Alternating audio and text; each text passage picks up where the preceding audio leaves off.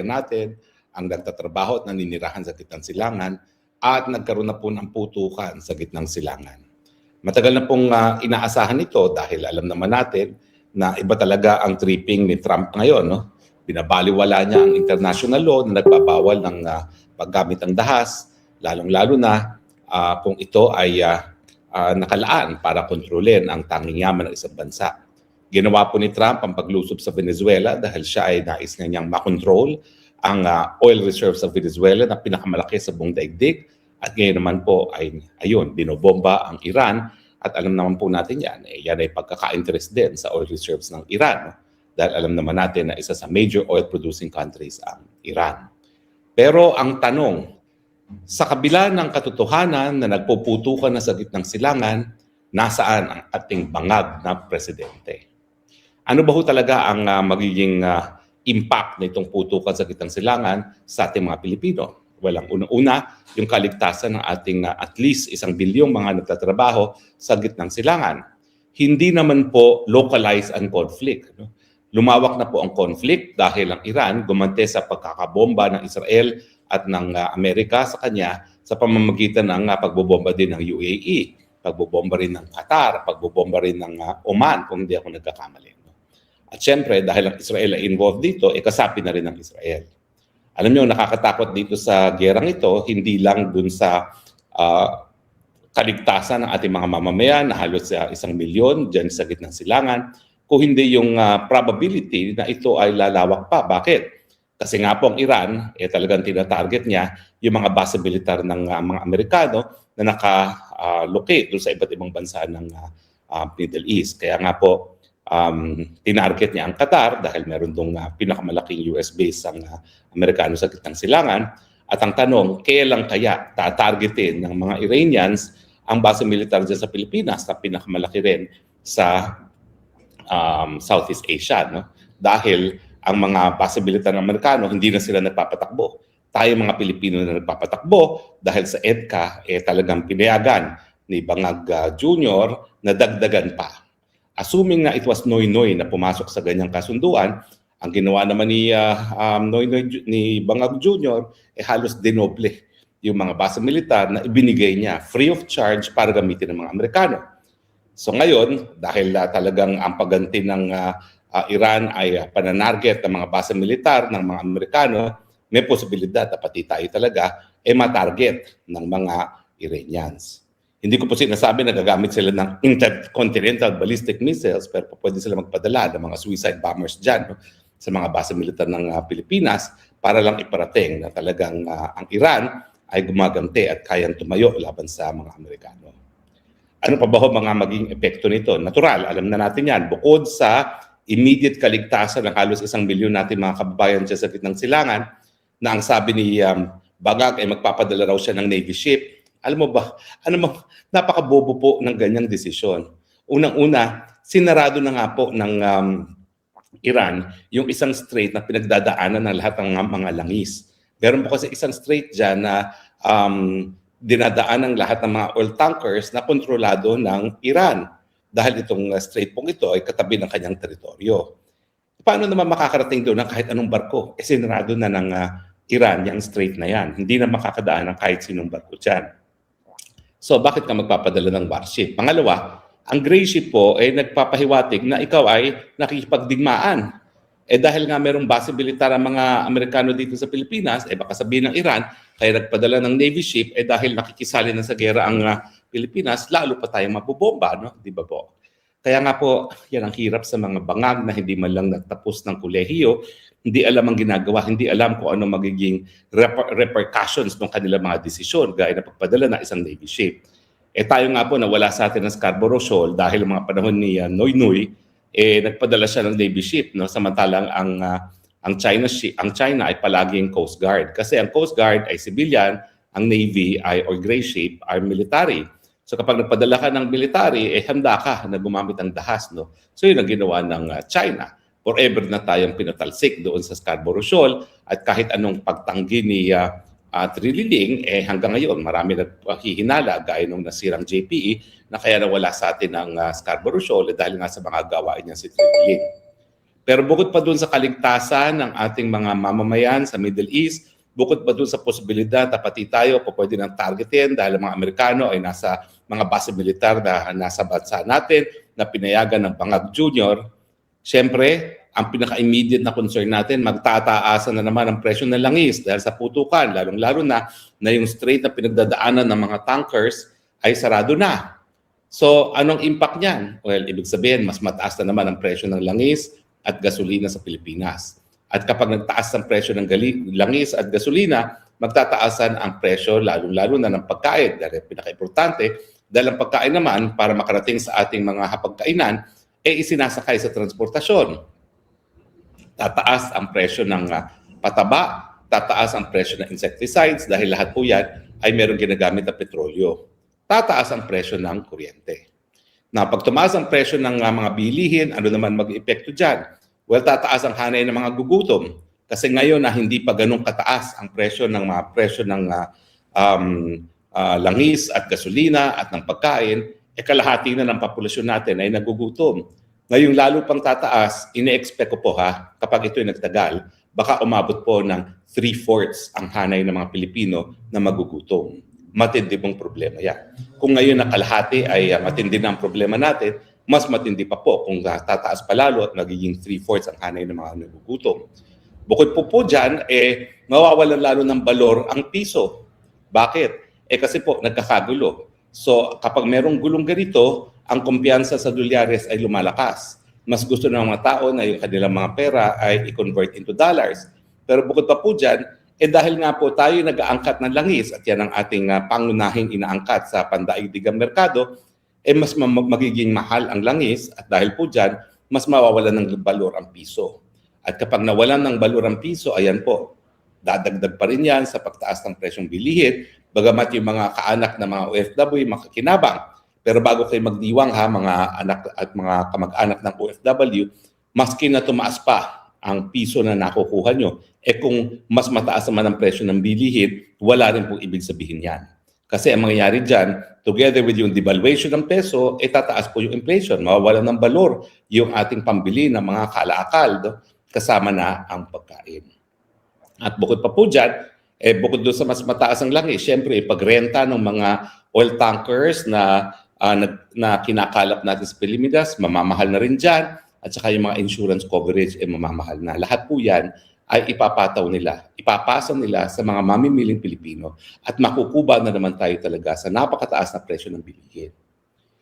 So sa kabila ng banta sa buhay ng mga Pilipino na nandoon sa gitnang silangan, banta sa buhay ng mga Pilipino sa mga iba't ibang lugar ng base militar ng Pilipinas sa pinagamit ni Bangag, sa mga dayuhan, yung banta sa kabuhayan ng mga Pilipino dahil na naman sa pagtaas ng presyo ng bilihin at sa kawalan ng balor ng piso, nasaan ang Marcos Jr.? Mabuti na lang, si Inday Sara, although siya pangalawang pinakamataas na official pa lamang ng Pilipinas, ay nagsalita na para magbigay ng suporta sa ating mga kababayan, lalong-lalo na doon sa ating mga OFW sa gitnang silangan. Ang sabi ni Inday Sara, kalimutan ng lahat. Kinakailangan bigyan ng pangunahing importansya ang kaligtasan ng mga buhay ng mga OFW. So kalimutan nyo na yung mga ari-arian ninyo. Humanap na kayo ng mga pamamaraan para makabalik sa Pilipinas. At nagpapaumanhin kami, dahil talagang sa ilalim ng isang bangag na presidente, wala talaga tayo maasahan by way of contingency plan kung paano kayo makakabalik. Nasa inyong mga kamay na ang paggagawa ng mga plano, mga hakbang para kayo makabalik at makaiwas sa danyo sa inyong mga buhay. Ako po may mga kaibigan din dyan sa UAE dahil ako po nanirahan dyan matapos ako umalis ng Pilipinas. At yung aking pamilyang tinirahan dyan, lumikas na po, umalis na po dahil yung kanilang tinitiran ay isa doon sa mga tinamaan ng bomba na nanggaling sa Iran. Mabuti na lang, di ko alam kung bakit, parang walang pasok ata mga bata at kapag walang pasok ang mga bata, nandun sila sa Abu Dhabi kung saan kami nanirahan. Kaya nung tinamaan yung lugar kung saan sila mismo nakatira, wala po sila doon. At nagpapasalamat naman po ako na ligtas yung aking tinatawag na kapatid dyan sa UAE. Pero that was a very close call. Paano po mga ibang mga Pilipino? Well, suriin niyo po kung paano kayo makakalabas dahil alam ko sarado ngayon ang airports dyan sa UAE, sarado ang airport sa Kuwait. Hindi ko po alam kung lahat ng airport ng Saudi Arabia sarado. Pero tingnan nyo na kung saan kayo makakapunta na biyaheng land at pumunta na kayo sa pinakamalapit na lugar kung saan po pwede kayo makasakay ng eroplano pabalik ng Pilipinas. Huwag na po kayo mag-antay na lalo pang lumawak itong labanan nito dahil kapag naman po ito'y humupa at tayo'y nagdadasal naman dahil ang buong mundo ay magiging apektado ng giyera na napakalaki at napakalawak sa kitang silangan dahil nga sa presyo ng gasolina at langis, ay kahit papano ay gagawa ng paraan ng buong daigdig na humupa itong gulong ito. Kampante naman po ako na kapag humupa ang gulo, lahat naman po kayo makababalik doon sa mga trabaho ninyo. Dahil saan naman sila kukuha ng magpapatakbo ng kanilang mga negosyo kung hindi nila tatanggapin yung mga lumikas dahil nga po dito sa labanan nito. So sundin na po natin ang sinabi ni BP Sara, unahin niyo po muna ang inyong kaligtasan. Aanhin ninyo ang mga ari-arian kung kayo naman po ay magiging biktima ng labanan dyan sa gitnang silangan.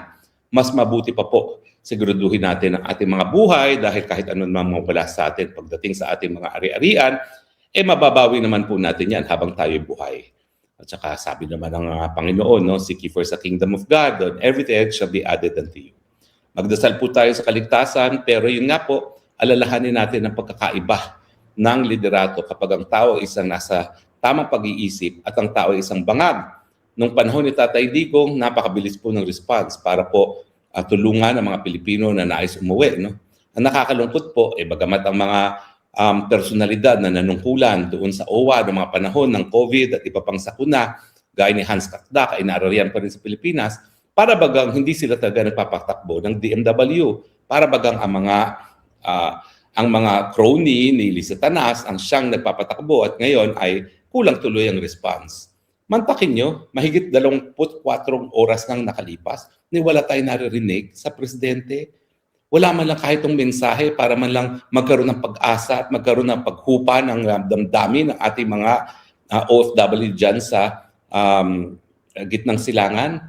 At ngayon, patuloy ang chismis na naroon na naman siya sa isang hospital na hindi naman kinukumpirma, hindi rin dinideny ng Malacanang, samantalang may karapatan tayo malaman kung ano talagang kalagayan ng presidente, kung siya ay mayroong seryosong karamdaman, dahil nga sa mga panahon na may sakuna, gaya nito, bombahan sa gitnang silangan na makakaapekto sa milyong-milyong ating mga kababayan, bukod pa doon sa posibilidad na pwedeng tayo rin ay matarget, kinakailangan there must be a president in charge. At kung talagang siya ay merong malubhang karamdaman, ay ibigay na muna niya kay Inday Sara dahil sa mga panahon na merong putukan, hindi po pwede na wala na nga sa tamang pag-iisip dahil sa cocaine ng presidente, wala pa sa tamang kalusugan. Yan ang dahilan kaya merong vice presidente para someone is always in charge na mga Pilipino, hindi naman na walang maaasahan sa gobyerno pagdating sa tulong sa mga panahon ng aberya gaya ng nangyayari ngayon sa gitnang silangan. So Marcos Jr., bangag, pwede ba? Dahil ito iputukan na. Kung talagang hindi mo na kaya, hindi naman kinakailangan ng permanenteng ibigay mo kay Inday Sara. Miski gawin mo muna siyang acting president. Maawa ka naman sa mga Pilipino sa gitnang silangan na talagang nasa siya ngayon ng delubyo. Kinakailangan nila isang gobyerno gumagana. Ibigay mo miski panandalian kay Inday Sara. Dahil tingin ko naman, pag binigay mo yan kay Inday Sara, hindi naman para pag-interesan niya ni Inday Sara na gawing permanente. Dahil alam niya na kapag nagkaroon ng malinis sa halala sa 2028, mapupunta rin naman sa kanya yan. Ang sinasabi ko sa panahon ng pangangailangan, bigyan mo naman ng tao na makapagbibigay ng tulong ang mga mamamayan natin, lalong-lalo na nasa gitnang silangan. Ibigay mo na muna yan kay Inday Sara Duterte habang ikaw ay, ewan ko ba kung anong ginagawa mo sa sarili mo. Kung pinapakinggan mo yung manang mo, na ikaw ay inaalagaan mo na lang iyong kalusugan, ikaw ay nagre-rehab, dahil alam mo yung bisyo, mas nakakasama pa yan sa iyong kalusugan talaga.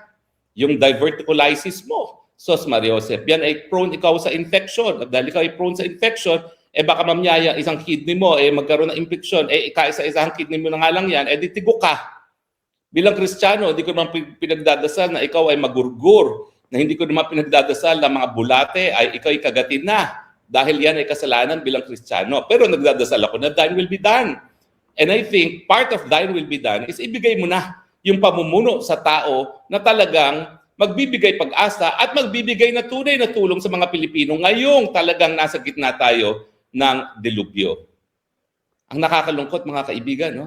Delubyo ng bagyo, ng lindol, ng pagsabog ng mga bulkan, ngayon labanan. Wala tayong nararamdamang tulong sa isang presidente na bangag at hindi natin alam kung kaya pa talagang mamuno. Kung ayaw mong ibigay kay Inday Sara yan at talagang gusto mo talagang maging forever, at least panandalian.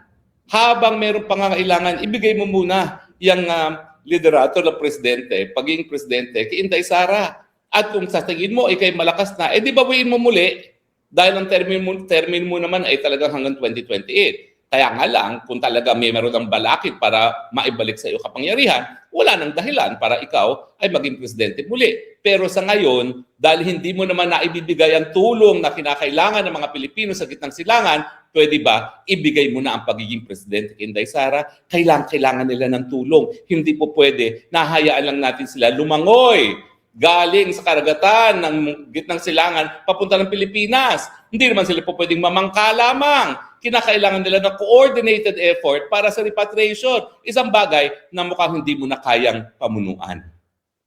Kaya please lang, buhay ng mga Pilipino nakasalalay dito, pwede ba ibigay mo maski panandalian ang posisyon ng Presidente kay Inday Sara nang sa ganon matulungan naman ang ating mga kababayan. Sa ating mga kababayan, well, pare-pareho po tayo nabudol. Ito po ngayon ang epekto ng pagkakabudol sa atin na wala tayong naasahan sa gobyerno sa panahon na kailangan natin ng gobyerno. Pero sa ngayon po, wag kayo maubusan ng pag-asa. Nandiyan naman po si Inday Sara. Kahit wala tayong naririnig, maski man lang magbigay ng pag-asa ang ating presidenteng bangag, nandiyan po si Inday Sara, nagbigay ng mga salita na nagsasabi, unahin ninyo ang inyong safety, ang inyong kaligtasan. Habang kayo'y buhay, mababawi ang kahit anumang nawala sa inyo dahil nga po dito sa gerang ito. Humanap na kayo ng lugar na mapupuntahan ninyo na medyo malayo sa putukan, na meron pang bukas na airport nang sa ganon, kayo'y makauwi muna ng Pilipinas. Kung hindi kayo makakarating ng Pilipinas, pumunta kayo sa lugar na medyo malayo sa putukan. Kung kayo ay makakarating ng Thailand, pumunta kayo ng Thailand, no? O kung kayo ay makakarating ng India, pumunta kayo ng India. Dahil yan ay medyo mas malapit sa Middle East. Pero wag kayo manatili sa Middle East na habang merong posibilidad na lalo pang lalawak ang putukan. Hindi ko po alam kung ano maging response sa United Nations. Dahil ang United Nations naman, lalong-lalo ng Security Council, yan po talaga ang katungkulan nila. Pero itong mga gawain ni Trump lately, mukhang nagiging inutil na ang United Nations. Kasi nga po, ang United Nations, wala namang kahit anong desisyon ng Security Council na po pwedeng maaprubahan nang walang sang-ayon, pagsang-ayon ng 5 permanenteng miyembro ng Security Council at isa sa 5 ang Estados Unidos. So dahil Estados Unidos ngayon ang gumagamit ng pinagbabawal na unilateral dahas, dahil ang dahas ay po pwede lang pong gamitin kapag ito ay merong self-defense o hindi naman kaya authorized mismo ng Security Council. Alam natin, illegal na naman itong paggamit ng dahas ng Amerika at yung pagbomba niya sa Iran, yan ay isang krimen na rin, crime of aggression. Pero habang wala pa nga pong inaasahan na remedyo na nanggagaling sa UN at dahil wala nga tayong naasahan sa ating presidente, mga Pilipino, dinggin niyo po ang sinabi ni Inday Sara, lumikas na muna kayo, pumunta kayo sa mas safe na lugar, subukan ninyong umuwi ng Pilipinas at kung hindi man, pumunta kayo sa lugar na medyo malayo sa putukan. Unahin niyong isalba ang inyong mga sarili bago ang inyong mga propiedad. Pwede ba po? At meanwhile, kaming lahat naman po na malayo sa danyos, bagamat tayo talaga ay walang garantiya na malayo sa danyos dahil po pwedeng maatake ang ating teritoryo na ginagamit ng mga Amerikano bilang mga base militar, patuloy po kami magdadasal para sa inyong mga kaligtasan. At sana makabalik kayo kaagad ng Pilipinas. Lord, please protect our kababayans in the midst of the fighting in the Middle East. Lord, alam niyo naman po na wala ng gobyernong naaasahan ng aming mga gobyerno sa araw na ito, araw ng linggo. Kami po ay dumudulog sa inyo. Bigyan niyo sila ng tapang na loob, katalinuhan, at siyempre po pagkakataon na mamailagay sa kaligtasan ang kanilang mga sarili at ang kanilang mga pamilya. Sinabi niyo po na kung dalawa o mas marami pa ang dudulog sa inyo, kayo po ididingginin ng aming kahilingan at ngayon po, hinihiling po namin sa aming dasal ngayon ang kaligtasan ng aming mga kapatid sa Middle East. At ang